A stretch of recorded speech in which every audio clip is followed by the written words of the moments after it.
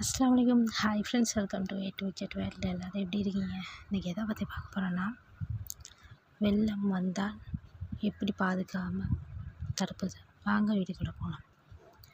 எவ்வளோ ஊரில் வெள்ளம் வந்திருக்கு. நெல்லை, சென்னை, இப்போ வயநாடு பற்றி கூட ஒரு வீடியோ போட்டிருக்கேன். இந்த மாதிரி ஒரு ஊரில் வெள்ளம் வருது. என்ன காரணம்னா, தண்ணி எங்கேயும் ஓட முடியலை. மண், மரங்கள் எதுவுமே இல்லை. சிட்டியில், கிராமத்தில் இருக்கிறதுனால ஓடிடும், சிட்டியில் ஓடாது. இப்போ இவ்வளோ விஷயம் நடக்கிற காரணம் எதனால? நம்மனால தான். மக்கள் தொகை அதிகமாகுது, அண்ட் அதை அப்படி தேங்கி நிற்கிது.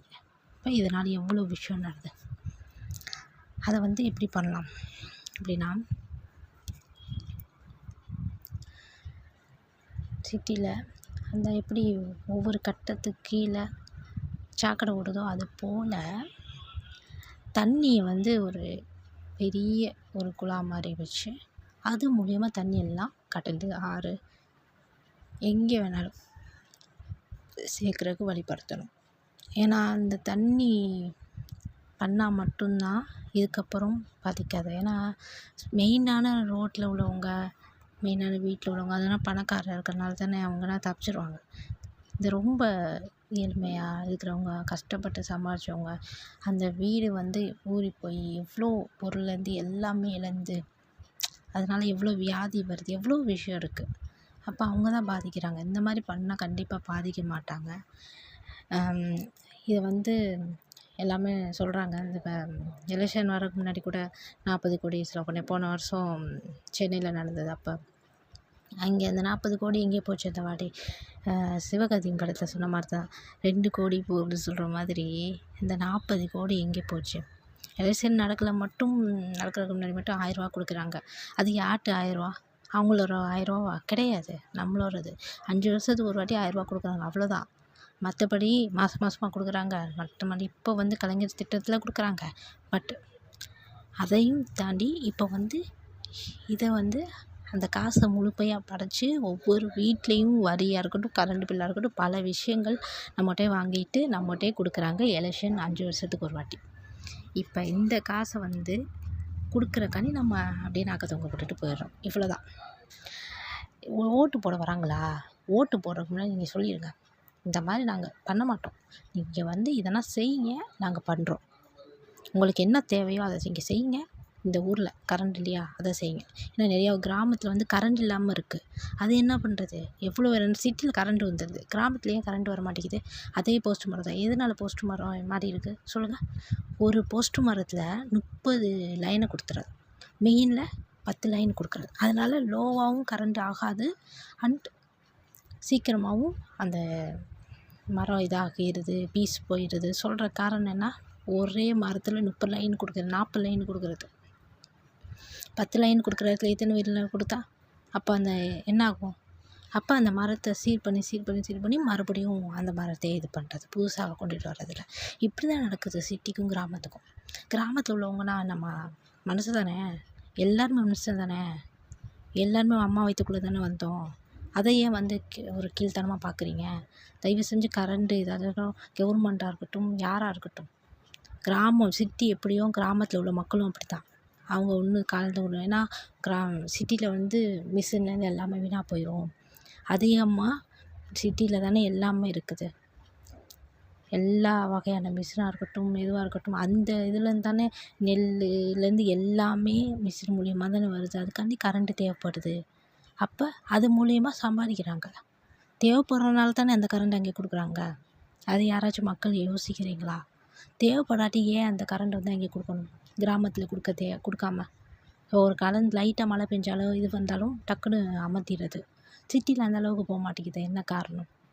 இப்போ இவ்வளோ கேள்வி எழும்புதே, யாராச்சும் இதுக்கு முயற்சி பண்ணுறீங்களா? ஏன்னா நான் மட்டும் பேசி எந்த பிரயோஜனமே கிடையாது, நடக்கவும் நடக்காது.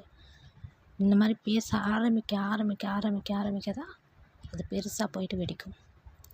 இதை நான் இன்றைக்கி பேசுகிற காரணமே, இதுக்கப்புறம் நம்ம இன்றைக்கி பேசிட்டு போயிடுவோம். இப்போவே இந்த அளவுக்கு சூழ்நிலை வருது. இன்னும் நம்மளோட குழந்த, நம்மளோட பேரன் பேத்தியனா என்ன பாவம் செஞ்சாங்க? இன்னும் பாதிக்குமே. அப்போ என்ன கிராமம்னா இதுதான். சொல்லப்போனால் கிராமத்தினால தான் ஜெயிக்கிறாங்க சொல்லப்போனால். சிட்டியில் உள்ளவங்கள போய் பாருங்கள். அவங்கவுங்க வேலைக்காண்டி வெளிநாடு அது இது பல விஷயம் துறையில் நிற்கிறாங்க. அந்த ஊர்லேயே வேலை பார்த்தாலும் ஆஃபீஸில் வந்து வேலை விட மாட்டாங்க அப்படின்னு சொல்லிட்டு, இல்லை வேறு ஏதாச்சும் ஒரு இதுன்னு வரமாட்டாங்க. கிராமத்தில் உள்ளவங்க தான் போய் போடுவாங்க. நம்மளுக்கு ஒரு நல்லது நடக்காதா அப்படின்னு சொல்லிட்டு. கிராமம்னால தான் இப்போ ஜெயிச்சு உட்கார்றது காரணமே. அதை கொஞ்சமாச்சும் யோசிக்கிறீங்களா யாராச்சும்? அதிகமாக கிராமம்னால தான், சிட்டி கம்மி, கிராமம் தான் அதிகம். நல்லா யோசிச்சு பாருங்கள். இப்போ என்ன சொல்கிறது, திருச்சின்னா தஞ்சாவூரை சுற்றி எவ்வளோ கிராமம் இருக்கும். தஞ்சாவூர் மெயினான இதை தான் சொல்லுவீங்க. ஆனால் கிராமம் எத்தனை கிராமம் இருக்கும், அதை சொல்ல முடியுமா? இந்த மாதிரி பல விஷயங்கள் எழும்பணும். நமக்குள்ளே தான் இருக்குது எல்லாமே. வெளியில் படுத்துறதுக்கு என்ன பயம், நம்மளை ஏதாச்சும் பண்ணிடுவானு. சொல்லப்போனால் நம்மளை பண்ணுவான்னு நினச்சா என்ன வேணாலும் பண்ணலாம். நம்மள்ட்ட எல்லா ப்ரூஃபும் கவர்மெண்ட் எல்லாத்தையும் இருக்குது. அதை பயப்படாதீங்க. நம்மளை உரிமை நம்ம தான் காப்பாற்றணும். அடுத்தவங்களுக்காண்டி அடுத்தவங்க காசில் வந்து நம்ம காசில் தான் அவங்க தான் வாழ்கிறாங்க. நம்மளோட காசை திரும்ப கொடுக்குறாங்க, அவ்வளோதான். காப்பி திட்டமாக இருக்கட்டும், எதாக இருக்கட்டும், நம்மளோட காசு தான் நம்மளுக்கு வருது. அது நம்மளுக்கு ஏதாச்சும் அடிபட்டால் அதுலேயும் பாதி % குறைப்பாங்க, அவ்வளோதான். முழு % அவங்க எதுக்கு போகிற கிடையாது. இப்போ இவ்வளோ நடக்குது சதி, யாருமே கேட்க மாட்றீங்க. இந்த வெள்ளத்துலேயும் சரி, எல்லாத்துலேயும் சரி, பாதி சோறு 2 நாளைக்கு பேசுகிறீங்க, அதுக்கப்புறம் முடிஞ்சிருச்சு. அடுத்த வேலையை பார்த்துட்டு போகிறீங்க, திருப்பி ஒன்று வாட்டி வரல பேசுகிறீங்க. எல்லாத்துலேயும் இதுதான் நடக்குது. இதுக்கப்புறமாச்சும் தயவு செஞ்சு மக்களுக்கு ஏமாறாமல் இருங்க, கொஞ்சம் தைரியமாக இருங்க. அண்டு இந்த மாதிரி எலெக்ஷன் எதுவாக இருந்தாலும் சரி, நீ பண்ணுவேன் அப்படின்னு சொல்லுங்கள், ஓகேவா? ஏன்னா நிறைய இடத்துல குப்பை இல்லாமல் இருக்காங்க. எவ்வளோ வியாதி வருது, சாக்கடை போயிட்டுருக்கு, கொசு அதில் உட்காந்துட்டு நம்மளும் உட்காந்துது. அப்போ நோய் வராமல் என்ன பண்ணும் சொல்லுங்கள்? இது நோய் வர காரணமே இதுதான். இதெல்லாம் பண்ண சொல்லுங்கள். யார் ஓட்டு கேட்க வர்றாங்களோ பண்ண சொல்லுங்கள். நான் இதை பற்றி தனியாக வீடியோ போடுறேன். நோய் வர்றது எல்லாத்தையும் பற்றி கண்டிப்பாக நான் போடுறேன். இப்போ சும்மா ஷார்ட்டாக சொன்னேன். அது மாதிரினா நடக்குது. தயவு செஞ்சு இனிமேல் மக்கள் உஷாராயிடுங்கள், ஏமாந்து போகாதீங்க, சரிங்களா? இந்த வீடியோ உங்களுக்கு பயனுள்ளதாக இருக்கும்னு நான் நம்புகிறேன். இந்த வீடியோ எல்லாருக்கும் ஷேர் பண்ணுங்கள், லைக் பண்ணுங்கள், சப்ஸ்கிரைப் பண்ணுங்கள். எல்லாருக்கும் போகணும் அண்ட் எல்லோரும் விழிப்புணர்வாக இருக்கணும். அதுக்காக தான் இந்த வீடியோ. என்ன வீடியோ பார்த்ததுக்கு தேங்க்யூ ஸோ மச். இந்த மாதிரி வீடியோ நான் கமெண்ட் பாக்ஸில் கமெண்ட் பண்ணுங்கள். இன்ஸ்டாகிராம் லிங்க் கொடுக்குறேன், அதில் வந்து பேசுங்கள். ஓகே, பாய். அஸ்ஸலாமு அலைக்கும்.